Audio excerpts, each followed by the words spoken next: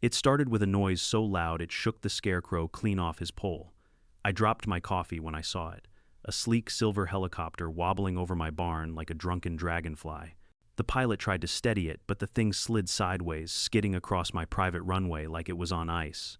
And then whoosh, straight into my cornfield. Corn flew everywhere. Blades spinning, champagne spilling, and in the middle of it all, one furious woman in a coral blazer climbed out yelling, "Who put slippery paint on the runway?" That was Sarah Nelson, 60 years old president of the neighboring HOA. Self-proclaimed queen of all things suburban and shiny. She'd been using my private airstrip for her HOA's executive flights without ever asking.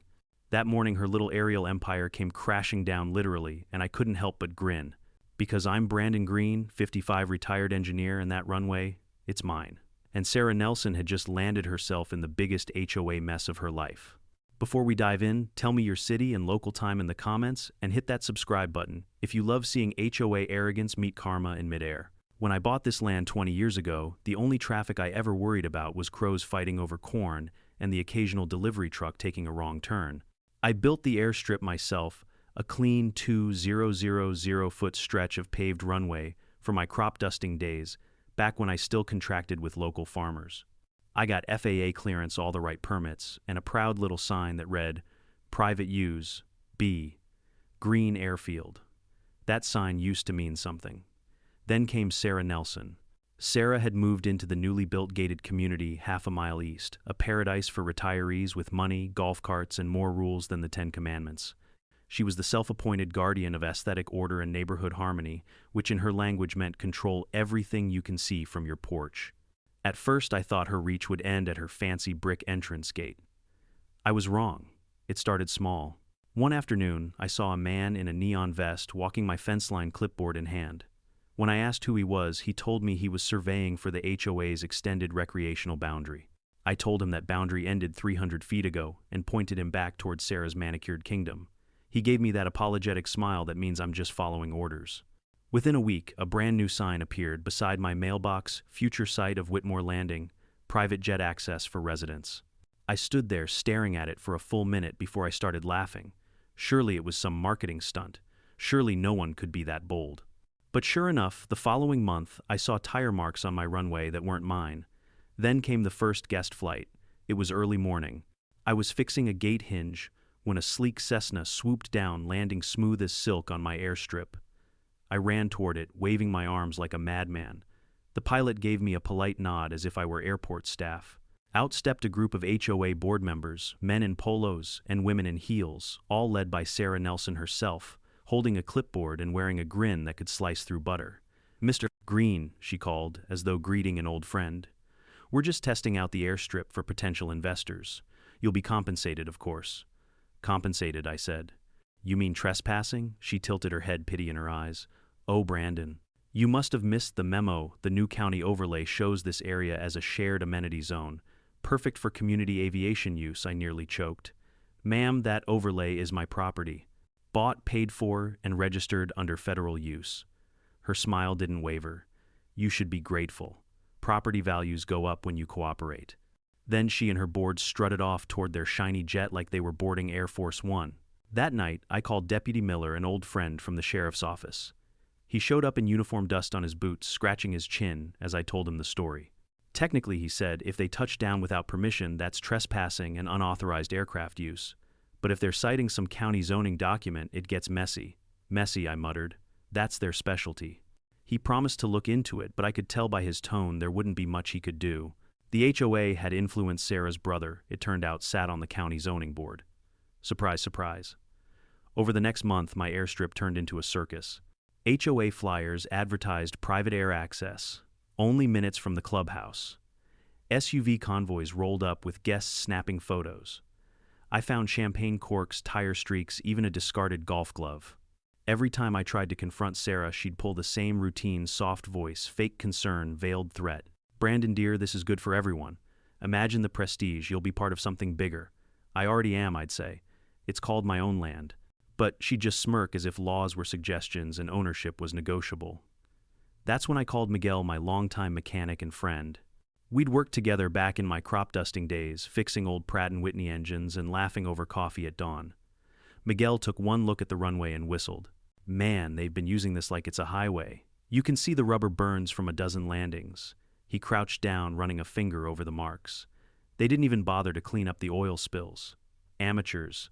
I nodded, my jaw tight. They think they own the sky. Miguel grinned. Maybe it's time to remind them they're still standing on your dirt. I didn't say it out loud, but I was already thinking the same thing. I started documenting everything. Every plane that landed, every event invite I could find online, every smug quote Sarah gave to her HOA newsletter. I even bought a couple of trail cameras, disguised them as fence posts, and aimed them right at the airstrip. The footage I got was pure gold. HOA members clinking glasses on my property, guests posing for Instagram with captions like, "Private landing for brunch, thanks Whitmore." HOA Sarah herself cutting a red ribbon across my runway as if she were christening a yacht. Still, I kept my cool. I've learned that patience is the farmer's best weapon and the HOA's worst nightmare. One afternoon, I caught Sarah by the fence. She was dressed like she'd stepped out of a catalog coral blazer, pearl necklace, and sunglasses that probably cost more than my pickup. She was supervising a work crew installing portable runway lights on my soil. "Sarah," I called out. "You planning a light show?" She turned, smiling. "Safety, Brandon.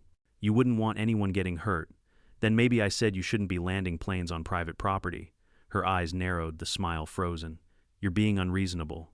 The board voted unanimously that this runway benefits the community." "Funny," I said, "because last I checked, I'm the community here." She laughed, that hollow kind of laugh that makes your skin crawl. "You'll come around." Everyone does, eventually. That night I sat on my porch with a glass of whiskey, watching the sunset burn orange over the fields. The airstrip shimmered in the fading light, calm, silent, almost mocking. That's when I decided Sarah Nelson had flown too close to the Sunday. The next morning I drove into town, pulled the county records, and confirmed what I already knew: the HOA's claim was bogus. The so-called amenity zone was a decades-old draft map never legally approved. In short, she had nothing. But I also knew paperwork wouldn't stop her. People like Sarah only learn one way: when the world reminds them gravity still exists. So I stopped fighting on her level. No more arguing, no more emails. Instead, I started planning. Quietly, methodically. The same way I used to design irrigation systems: one line, one valve, one perfect pressure point at a time. My plan wasn't about revenge. It was about proof. Proof that arrogance has consequences. Proof that you can't just steal land and call it community improvement. And maybe, just maybe, a little poetic justice wouldn't hurt. Because when you treat a man's farm like your personal airport, you shouldn't be surprised if the landing gets a little slippery. The day after I made up my mind to stop playing nice, Sarah Nelson hosted what she called the Whitmore Aviation Social. She plastered it all over social media: glossy invitations, gold lettering, promises of exclusive private landings, gourmet brunch, and live music. On my runway, when I saw the ad, I nearly spat out my coffee. I counted at least 3 photos taken from my own property. One even showed my red barn in the background, captioned, "Where luxury meets the sky." I didn't say a word. I just smiled, picked up my phone, and started recording everything. That morning, the airstrip looked like a suburban carnival. Fancy tents went up overnight, catering trucks lined the gravel road, and somebody, probably HOA volunteers, had hung banners reading "Whitmore Landing, Grand Opening." I parked my truck by the fence and watched, sipping my coffee, as cars rolled in. Sarah strutted across the grass in a bright yellow sundress and matching hat, waving like royalty. She greeted every guest with a hug, telling them how the HOA had partnered with a local landowner to bring air access to the community. I was that local landowner, apparently, except no one bothered to tell me. The first plane touched down around 9 a.m. A sleek white jet glided over the field and landed like a show pony. Guests applauded. Music blared. Sarah clapped dramatically, calling out, "Welcome to Whitmore Landing, everyone. Champagne is waiting by the tent." I swear if arrogance could fly, that woman would never need a runway. As guests wandered toward the brunch tent, I spotted Miguel leaning on my fence, chewing on a toothpick. "You gonna stop this circus, Brandon?" he asked. I shook my head. "Not yet. Let her dig the hole deeper." Miguel smirked. "You're thinking something big, huh? Let's just say I'm making sure the landing's smoother next time," I said. He chuckled. "Or maybe rougher." While Sarah entertained her crowd, I walked the perimeter, taking photos, tire tracks, trash, even a table set up right on top of one of my irrigation lines. They'd turned a working farm into a playground for their egos. By noon, I counted 3 landings, 2 drone photographers, and 1 poor pilot who looked like he wanted to disappear. That's when Sarah spotted me. "Mr. Green," she called out cheerfully, as if we were business partners. "I'm so glad you could join us. Isn't this magnificent? I looked around at the chaos. Magnificent's one word for it. Illegal's another. Her smile flickered just for a second. Oh, don't be dramatic. You're part of something historic. This is progress. Progress that's trampling my crops. Oh, Brandon, she sighed, lowering her voice like she was consoling a child. You can't stop change. We're elevating the community. You'll thank me someday. I leaned closer. You're trespassing, Sarah. And I have every second of it on camera. Her eyes narrowed, that glossy HOA charm sliding right off her face. If you want to make trouble, be my guest. But remember, we have lawyers too. Then she turned on her heel and sashayed away her entourage, following like ducklings. That night, after the grand opening ended, I walked the runway with a flashlight. Oil stains, broken glass, plastic forks, the place looked like a war zone. I knelt down, brushed my fingers over the skid marks, and thought about all the rules she'd broken, all the people she'd manipulated. And that's when the idea for my plan really started to take shape. I couldn't count on the county or the FAA to act fast. Sarah's brother still sat on the zoning board, and every time I filed a complaint, it got lost in review. I needed something undeniable, something that would make the entire HOA and the world see who she really was. But before I moved forward, I wanted to test her limits. The next week, I put up a brand new sign at the end of my driveway: private property, no air access. Trespassers will be reported. By the following morning, it was gone, vanished, pulled out of the ground. I replaced it. That one disappeared too. By the third sign, I attached a camera. Guess who showed up at 6:45 a.m.? Wearing gardening gloves and sunglasses, Sarah Nelson herself, yanking it out and tossing it into her trunk like she was taking out the trash. I couldn't help but laugh when I watched the footage. All right, I said to myself. You just earned yourself a flight lesson you'll never forget. Over the next few days, I noticed the HOA had gone from cautious to cocky. They started painting the words Whitmore HOA Landing Zone right on the asphalt, bold white letters stretching across the edge of my property. They even hired a landscaping crew to beautify the surrounding field. My field, Miguel, was livid. They're treating your land like it's a backyard runway for billionaires. Good, I said. Let them get comfortable. He raised an eyebrow. You've got that look again, the one you get before something mechanical explodes. I grinned. Don't worry, amigo. I'm not blowing anything up. Just teaching physics. See, back in my engineering days, I learned something about human behavior and friction. When you mix arrogance with speed, things get unpredictable. I spent evenings reviewing my camera footage, noting patterns when the planes landed, where they taxied, how Sarah always insisted on photo-perfect takeoffs. She was addicted to spectacle, and the more public, the better. Then, as if fate itself wanted to help me, Sarah announced her biggest stunt, yet a helicopter showcase for HOA members. The invitation was full of buzzwords: exclusive preview, aerial lifestyle, elevating the community. It even listed the same coordinates as my private airstrip. I couldn't have scripted it better. The day before the event, I walked the runway one last time. The air smelled of rain and jet fuel. My cornfields rustled softly in the breeze, unaware they were about to witness the most satisfying landing in HOA history. Miguel pulled up in his truck window down. You sure about this, Brandon? I nodded. Completely. He studied me for a moment, then laughed. You know, sometimes I think you missed your calling as a magician. Maybe, I said. But I've always been good at disappearing arrogance. When he drove off, I stood alone under the moonlight, staring at the strip of asphalt that had caused so much grief. It gleamed faintly, reflecting the silver of the night sky, and for the first time in months I felt calm. Because I knew that when those HOA folks came roaring down my runway tomorrow, their arrogance would finally meet reality, and reality was a lot slicker than they imagined. So I went home, poured myself one last glass of whiskey, and watched the security feeds from my porch. The runway looked peaceful, waiting. My plan was simple, foolproof, and perfectly poetic. I smiled and whispered to myself, let's see if Queen Sarah can handle a little turbulence. By dawn the next morning, my phone was already buzzing with alerts. The HOA's official Facebook page had posted a glittery announcement in all caps: Today Whitmore HOA presents our helicopter showcase, experience luxury above the clouds. There she was, Sarah Nelson, 60 years old, and dressed like the mayor of heaven, smiling beneath a banner that had my airstrip in the background. She'd captioned it, "Our community deserves nothing less than excellence." I laughed so hard, I nearly choked on my coffee. Excellence, huh? That word was about to take a nosedive straight into a cornfield.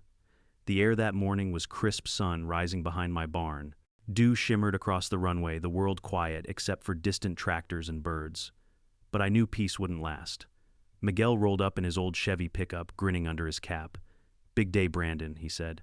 "You ready for takeoff?" "Ready as I'll ever be," I replied, checking my camera setup. I'd installed 4 motion-triggered cameras around the airstrip, all recording to a secure drive in my workshop. Every angle was covered: the entrance, the runway, and most importantly, the cornfield. Remember, Miguel said once it happens, stay cool. Let them hang themselves with their own rope. "I'm just here for the show," I said with a wink. By 8 o'clock, I could already hear engines approaching. A convoy of shiny SUVs pulled up, tires crunching on gravel. HOA board members spilled out, men in linen suits, women in oversized sunglasses. Then last, as always, came Sarah Nelson, stepping out like she was walking a red carpet. Her hair was perfect, her smile rehearsed. And in her manicured hand, she held a clipboard thicker than my tax returns. "Brandon," she said brightly, spotting me near the fence. "Glad you came to support the community. You'll see this event is going to put Whitmore on the map." "Already did," I said. "It's right there. See that line?" I pointed at the fence, separating my property from hers. "That's the map." She laughed her high, dismissive laugh. "Oh, you and your boundaries. You really should loosen up. Everyone benefits from collaboration." "I prefer cooperation with consent," I said. She gave a smirk that could curdle milk. "I sent you an invitation, didn't I? That's consent enough." "Sarah," I said calmly, "you might want to check who you're flying over before you take off." But she was already walking away, waving her clipboard like a scepter. "Enjoy the show, Mr. Green." The guests gathered near the tents as the helicopter arrived, a glossy black Bell 407, the kind that screams, "I overpay my HOA dues." It circled once before descending onto the runway, kicking up a storm of dust and corn husks. Cameras flashed, people clapped. Sarah threw her arms out like a preacher on Sunday morning. "See luxury progress. Our community taking flight." Miguel whispered beside me, "She's about to really take flight." The helicopter shut down for a few minutes, letting passengers disembark. They posed for photos in front of it, holding glasses of champagne. A local influencer live-streamed the whole thing, talking about innovation in suburban living. Then, after the photo ops and speeches, the pilot climbed back in, preparing for takeoff. The crowd gathered at a safe distance, or what they thought was safe. Sarah waved at the cameras, shouting, "Whitmore HOA takes to the skies." The helicopter began to lift rotors, spinning faster, the wind howling. But as it gained speed down the runway, something changed. The wheels started to slide. At first, I thought maybe the pilot misjudged the throttle, but then the skids began to fishtail, the machine veering left like it had hit black ice. The pilot tried to correct, too late. The helicopter spun once, twice, then skidded off the runway and plowed into my cornfield, disappearing in a glorious spray of dust, dirt, and stalks. The crowd screamed. Sarah dropped her champagne flute, eyes wide. Cameras kept rolling, dozens of phones capturing every second. I jogged up to the fence, pretending to look horrified. "Everyone okay in there?" I shouted. The rotors had already stopped by the time Sarah stormed forward, her yellow heels sinking into the mud. "What happened? Who did this?" she yelled. "Looks like the ground didn't agree with your event permit," I said. She whipped toward me, face red as a traffic light. "You did this, Brandon. You sabotaged us," I shrugged. "Me, I'm just a spectator on my own property." "You said this was community land, remember?" Miguel, trying not to laugh, added. "Maybe gravity joined your HOA." Within minutes, sirens wailed in the distance. Sheriff's cruisers, fire trucks, and an FAA inspection vehicle rolled up. The responders rushed to the field, but thankfully everyone was shaken, not seriously injured. The helicopter's tail was bent like a pretzel, and my poor corn looked like it had survived a hurricane. The FAA agent, a tall man in aviator sunglasses, approached me. "You, the property owner?" "Yes, sir." He nodded. "We'll need your flight logs, property documents, and any surveillance footage." "Oh, you'll get all of that," I said, smiling. "I've been documenting their little air shows for weeks." Sarah overheard and nearly combusted. "This is outrageous. We had full authorization," the agent frowned. "From whom?" "From the HOA," she snapped. "It's community property." He glanced at me, then back at her. "Ma'am, this land is registered under federal aviation jurisdiction, private use only, owned by Mr. Brandon Green. You're trespassing." Her jaw dropped. "That's impossible." "My brother," "Ma'am," the agent interrupted, "your brother isn't the FAA." I swear I could see the exact moment she realized her empire was built on sand. The press coverage was immediate. Local reporters showed up within hours, drones hovering overhead, headlines, spinning helicopter crashes during HOA event on private farm. HOA president faces investigation for illegal use of airstrip. Sarah tried to hide behind her designer sunglasses, barking at her lawyer over the phone. Meanwhile, I stood quietly by my fence watching the chaos unfold. Miguel nudged me. "You sure you don't want to tell them? Tell them what I said," grinning. "That the runway was a little slick this morning," he chuckled. "You're a bad man, Brandon." "Not bad," I said. "Just educated." The FAA agent took my statement, confirmed my ownership papers, and ordered a full inspection. By sunset, the entire HOA event had been declared a violation of multiple aviation codes. Sarah's guests drove off in silence, their luxury cars splattered with mud. As the last police cruiser left, Sarah approached me one final time, her heels ruined, her pride shredded. "You think you've won?" she hissed. "You'll regret this." "I have lawyers, I have influence," I cut her off. "Sarah, you had everything: respect, wealth, neighbors who trusted you. And you traded it all to play pilot on someone else's land. Maybe next time read the fine print before you take off?" She glared at me, trembling, before storming back to her car. Miguel whistled low. "Well, he said that's one way to harvest corn." I laughed, the first real laugh I'd had in months. Best crop I ever grew. That night, I poured myself a drink and sat on the porch, watching the flashing lights fade down the road. The runway lay silent again, the way it was meant to be. My cameras blinked softly in the dark, each one holding proof of what really happened. For the first time in a long while, the air smelled like peace, and maybe just a hint of poetic justice. By the next morning, the entire county had heard about it. You couldn't walk into the diner, the post office, or even the gas station without hearing the words HOA and helicopter crash in the same sentence. And everywhere I went, people had the same question: "Did you see it, Brandon?" I'd just smile and say, "Front row seat." The footage from my security cameras had already gone viral. One of Miguel's buddies posted a clip on Facebook, the helicopter, sliding sideways, Sarah Nelson screaming in the background, and within hours it was on local news. By evening, a national aviation blog had picked it up under the headline, "Luxury HOA Event Ends in Cornfield Chaos." It was beautiful. Not because anyone got hurt, thank God they didn't, but because the whole thing finally made people look. The arrogance, the entitlement, the blind confidence that Sarah and her board could rewrite property lines and call it community progress. Now they had to face the reality and the cameras. That afternoon, as I was repairing a fence post the helicopter had taken out, I saw a convoy of black SUVs roll up the dirt road again. For a moment, I thought Sarah had come back for round two. But when the doors opened out, stepped 3 FAA agents, 2 county investigators, and a man with a clipboard who looked like he could smell lies from a mile away. One of them, a woman in her 40s with sharp eyes and a badge that said Federal Aviation Compliance, walked right up to me. "Mr. Brandon Green, that's me." She extended her hand. "Agent Morrison, FAA. We'll need your cooperation in our investigation." "Ma'am," I said, shaking her hand, "you can have my full cooperation and some fresh lemonade if you'd like." They followed me to the porch where I'd set up all my documentation: property deeds, FAA certification, camera footage, timestamps, even a printed copy of Sarah Nelson's HOA event flyer. Agent Morrison flipped through everything with professional precision.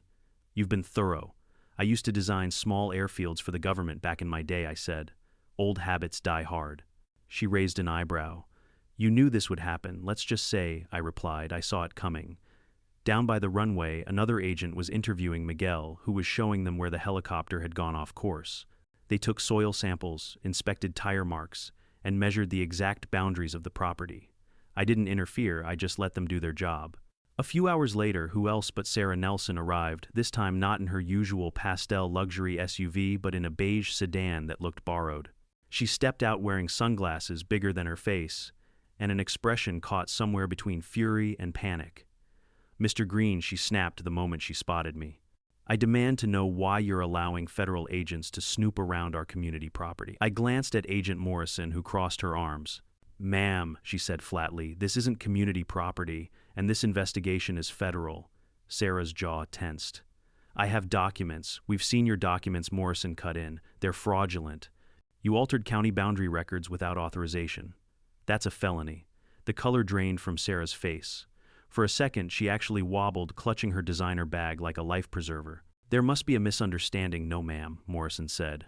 "The misunderstanding was thinking you could declare federal airspace a homeowner's amenity." I leaned on the porch rail, sipping my lemonade. "She's got a point, Sarah." Sarah spun toward me, eyes blazing. "You think this is funny? You've ruined everything. Do you realize what you've done to my reputation?" "Oh, I think your helicopter did that," I said calmly. "All I did was grow corn." Miguel snorted so loudly behind her that I had to cough to keep from laughing. The FAA agents wrapped up their inspection around sunset. They handed me a document confirming my Airstrip's private status, signed and sealed. Sarah, meanwhile, was served with a temporary injunction against operating any HOA events involving aircraft. Her phone wouldn't stop buzzing, probably lawyers, maybe the local news.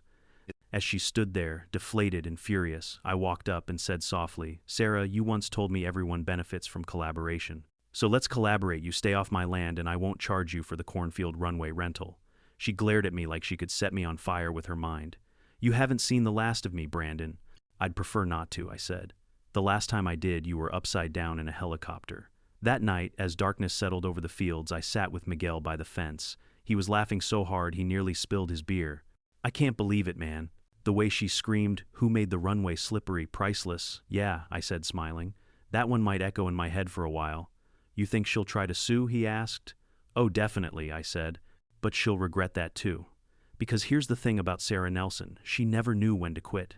Sure enough, the next morning I got a certified letter delivered to my door.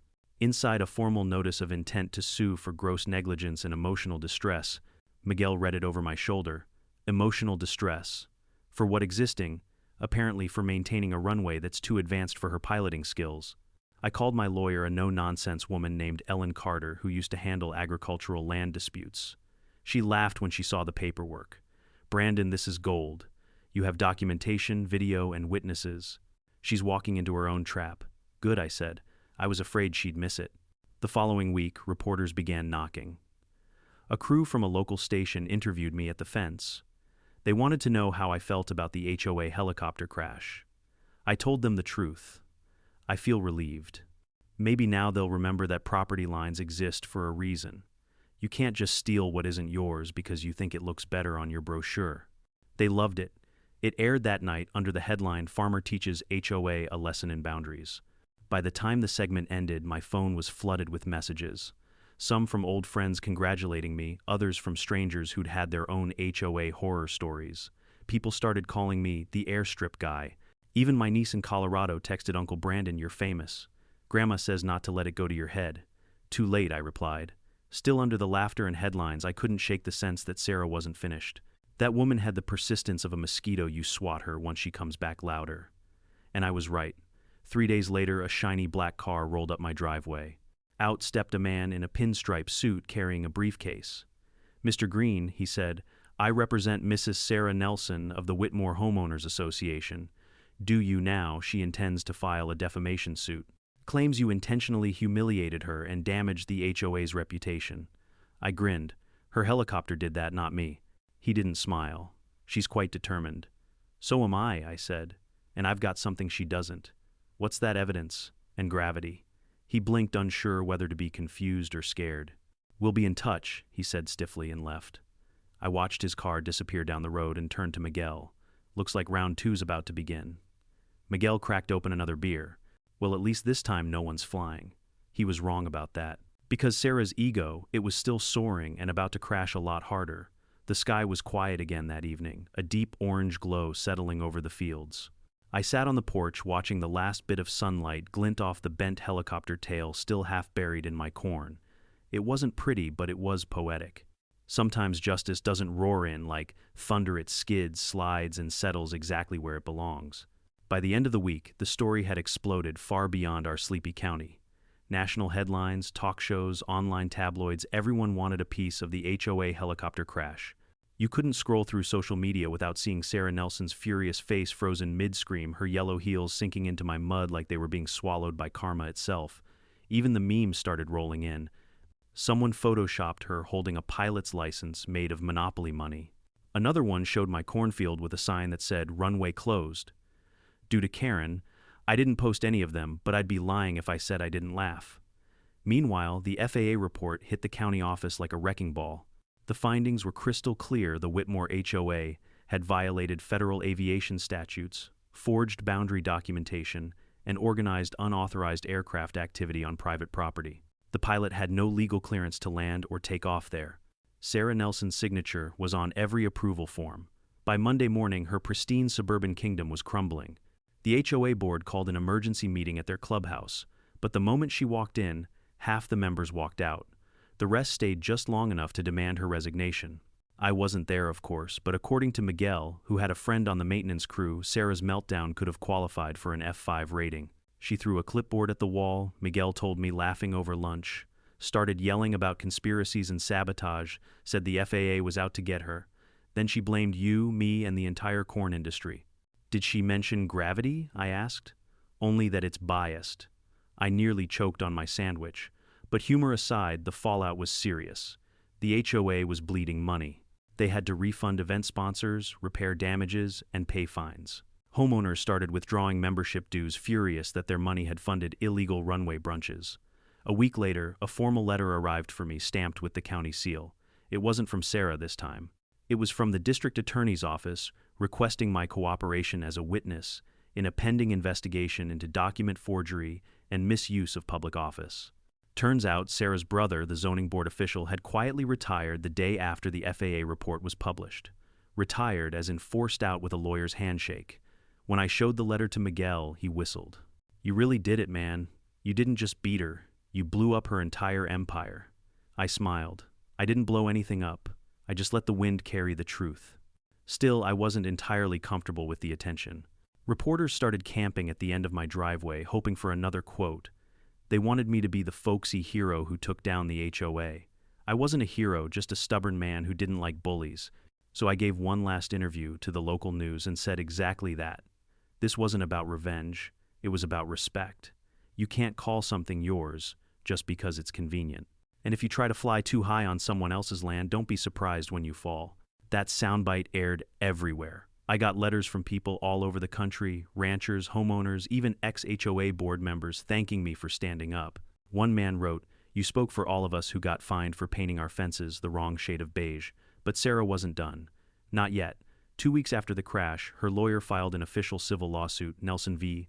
Green, claiming defamation, intentional humiliation, and sabotage. The news stations ate it up like popcorn. I wasn't worried. My lawyer, Ellen Carter, was twice as sharp as Sarah's entire board put together. She reviewed every piece of evidence, the footage, the FAA documents, the signed forms, and grinned. "She's suing you for defamation," Ellen said. "Brandon, you didn't defame her. You just recorded her doing the defamation herself.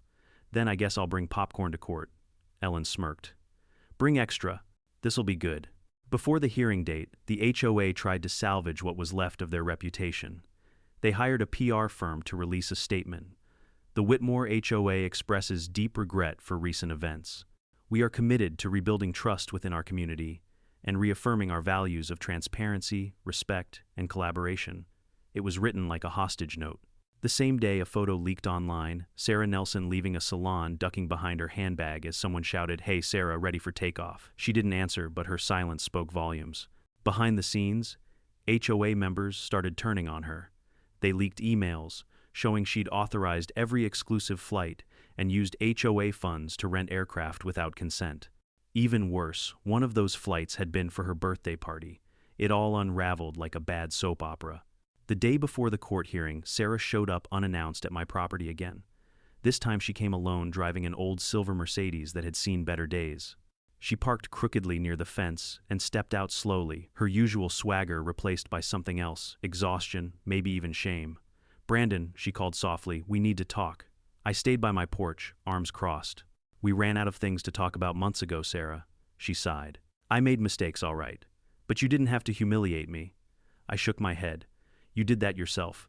I just had the camera running." Her voice cracked. "Do you know what it's like to lose everything, to have people you led turn against you overnight?" "Sure," I said.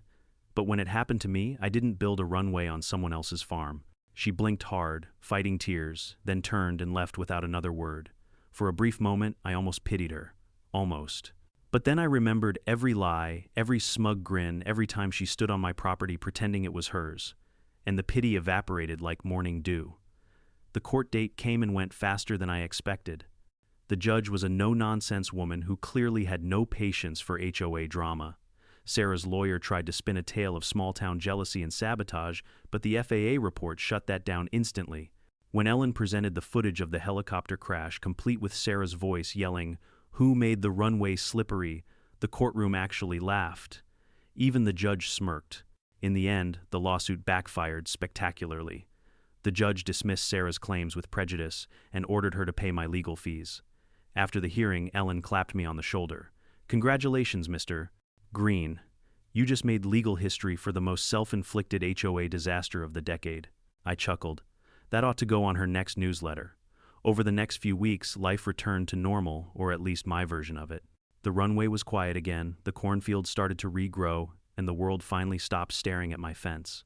Miguel and I spent one afternoon repainting the airstrip lines.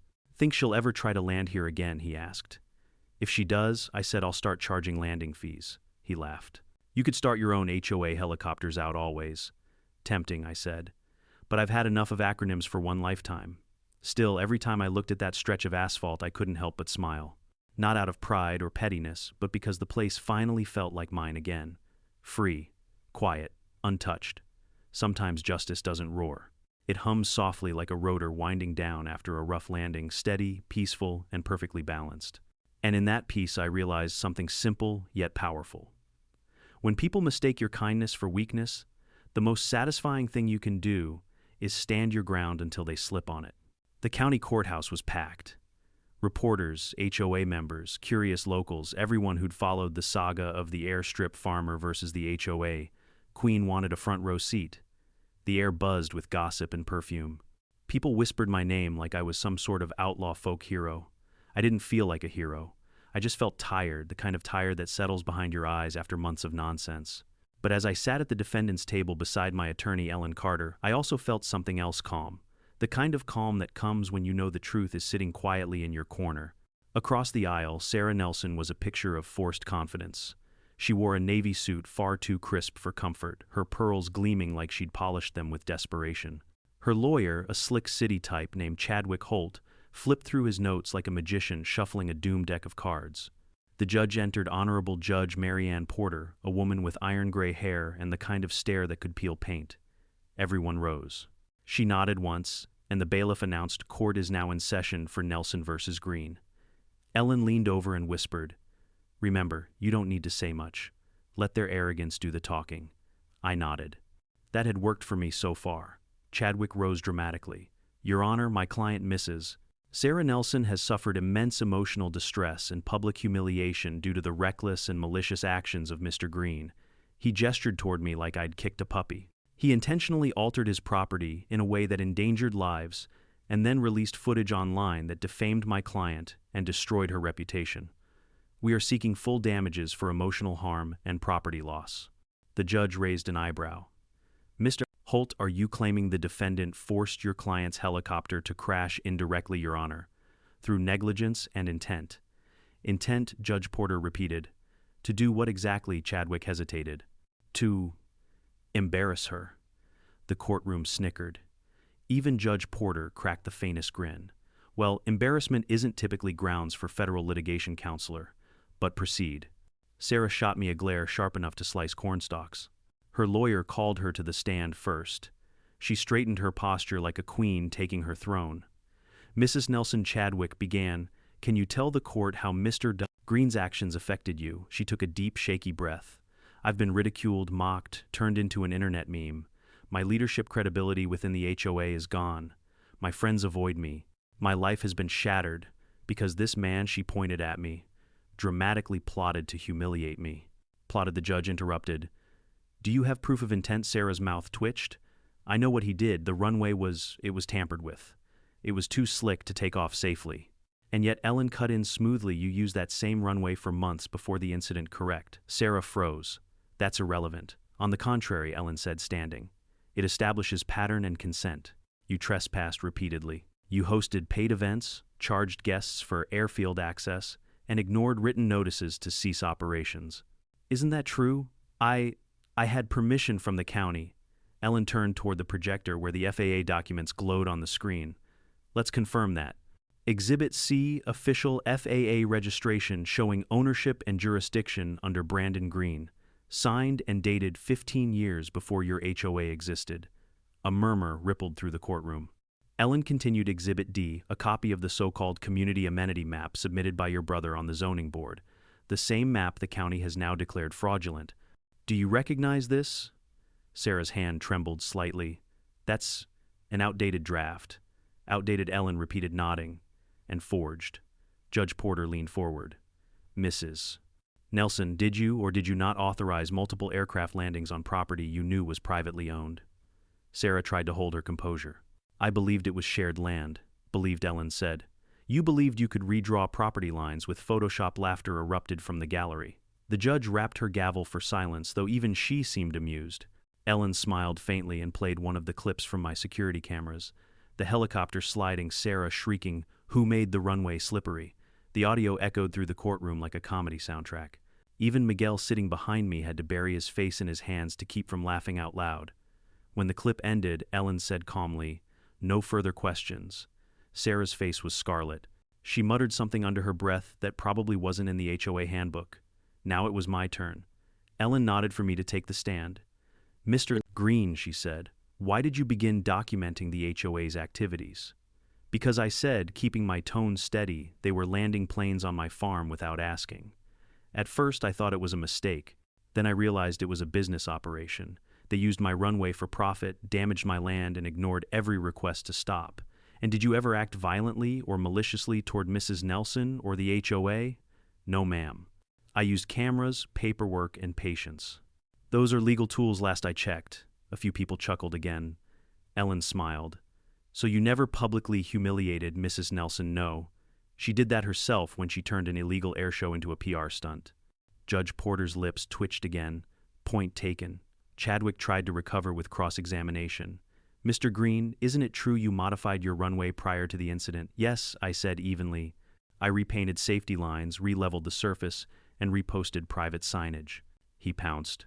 "So you admit you made changes before the crash?" "I maintain my property regularly, counselor. The fact that Mrs. Nelson ignored every visible warning sign isn't my fault." The judge leaned back. "Mr. Holt, do you have any actual evidence of wrongdoing?" He hesitated.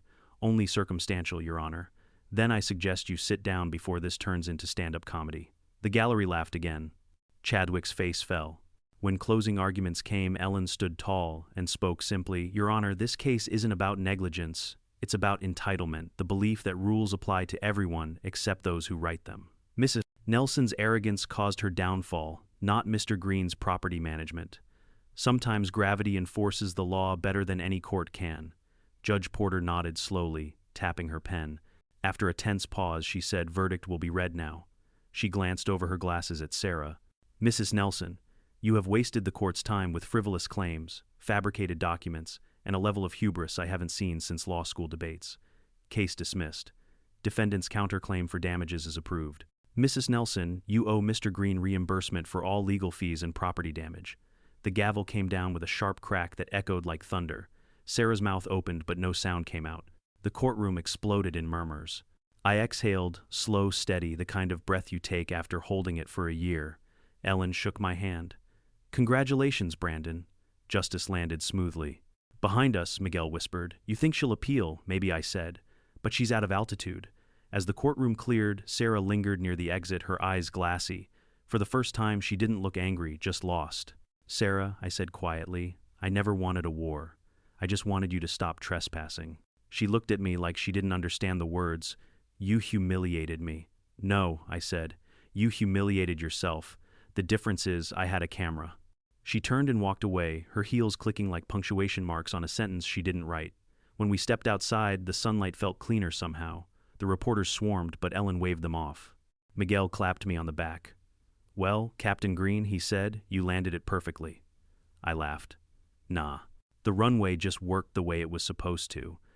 As we drove home, the courthouse shrinking in the rearview mirror, I finally felt that knot in my chest loosen. For months, I'd been fighting noise, paperwork, threats, arrogance, and now there was silence again. That night, I sat on my porch watching the stars spread across the sky. A gentle wind rustled the cornfields, whispering like the earth itself was chuckling. I lifted my glass to the horizon and said softly, "Here's to staying grounded." Because at the end of the day, no matter how high some people try to fly, gravity always wins. 3 months passed after the courtroom showdown, and peace finally settled over my farm like a long overdue summer rain. The airstrip was quiet again, no jets, no parties, no HOA banners pretending to own the horizon. Just the sound of wind in the corn and the occasional hum of my tractor. For the first time in a year, I could breathe without feeling watched. The headlines had faded too. HOA helicopter scandal ends in courtroom defeat. had been replaced by whatever new drama the internet needed to devour. That suited me fine. Fame never fit me. I preferred dirt under my boots, not cameras in my face. But not everyone moved on. One crisp October morning, I received a letter with no return address. Inside was a single photograph, a small shot of the Airstrip freshly taken. Scribbled on the back were the words, "I hope you're happy, Brandon. S.N." I stared at it for a moment, then placed it on my kitchen table. I wasn't angry, not even surprised, just tired. Sarah Nelson was like a storm that refused to die quietly. Still, the note reminded me how far things had gone, and how easily greed, pride, and entitlement could twist ordinary people into something unrecognizable. By then, the Whitmore HOA was in freefall. Half the residents had resigned. The other half were suing Sarah personally. Property values tanked, investors pulled out, and the once glittering Whitmore community sign at the front gate now hung crooked, one bulb flickering like a dying pulse. According to Miguel, their clubhouse had even been foreclosed on. "Guess they'll need a new landing pad," he joked. I smiled. "Maybe I'll rent them space on my driveway. One parking permit per lawsuit." But behind the humor there was something heavier, something unsettled. You see, I wasn't completely innocent in all this. I'd been patient, yes, and legal, sure, but I'd also enjoyed watching her fall a little too much. The smirk when her helicopter spun out. The satisfaction when she lost everything. It had felt like justice, but maybe it was just vengeance with better paperwork. One evening, I sat on the edge of the runway, the same spot where it all began. The asphalt was still slightly scarred, where the helicopter had slid off.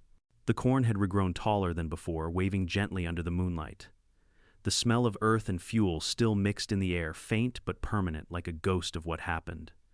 I found myself thinking about Sarah, about how someone could start with good intentions, wanting order, beauty, a sense of belonging, and end up wrecking everything because of pride. Miguel joined me holding 2 mugs of coffee. "You thinking about her again," maybe I said, wondering if she ever learned anything.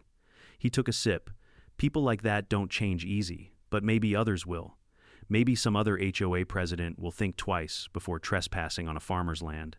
I nodded. "That'd be nice." A week later, a man in a black suit showed up at my door. He wasn't a lawyer or a journalist. He introduced himself as Daniel Briggs, a representative from a federal aviation department I hadn't heard from in years. "Mr. Green," he said, shaking my hand firmly. "You might remember me. You consulted on emergency runway projects for us about 15 years ago." "That was another lifetime," I said, smiling. "What brings you here?" "We've been following the situation with the HOA," he said, glancing toward the Airstrip.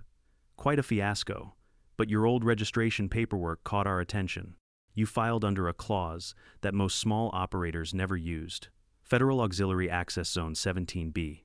I raised an eyebrow. "That's still active," he nodded. "Technically, yes.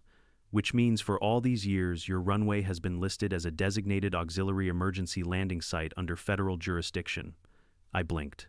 "So you're telling me that the HOA wasn't just trespassing on private land," Briggs said. "They were trespassing on federal property." For a moment, I just stared at him, then burst out laughing. "You're kidding." "Not at all," he said. "We're filing final paperwork to reassert federal control, but given your cooperation and maintenance of the site, we'd like to retain you as the local liaison, paid position." I nearly dropped my coffee.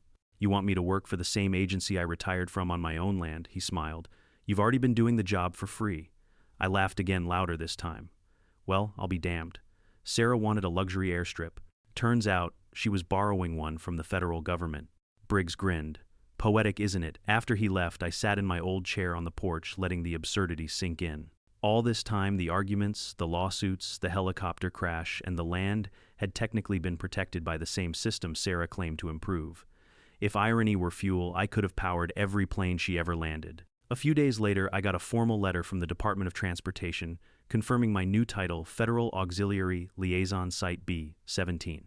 It came with a badge, a maintenance stipend, and a clause that made me chuckle. All local use of the site is restricted to authorized federal operations only, meaning Sarah Nelson could never set foot here again, not even to apologize.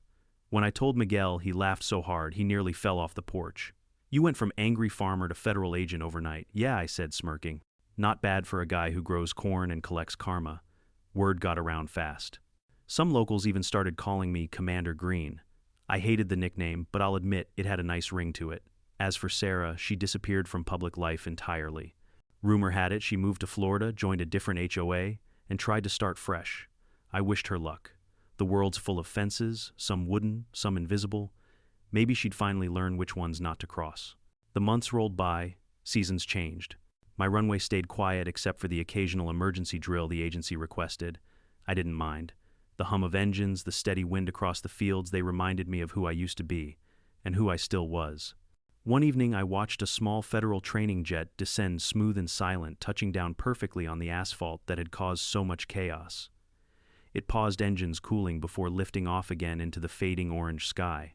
It was beautiful, controlled, peaceful. As the jet disappeared into the clouds, I whispered, "That's how it's supposed to be."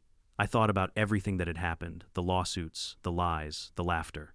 And for the first time, it all felt distant, almost like someone else's story. I stood up, dusted my hands, and walked toward the barn, glancing once more at the horizon, glowing with twilight. Sarah Nelson had tried to steal my sky, but in the end, she only reminded me how wide it really was, and how small the people who think they can own it truly are. I turned off the porch light and headed inside, the night settling gently around me.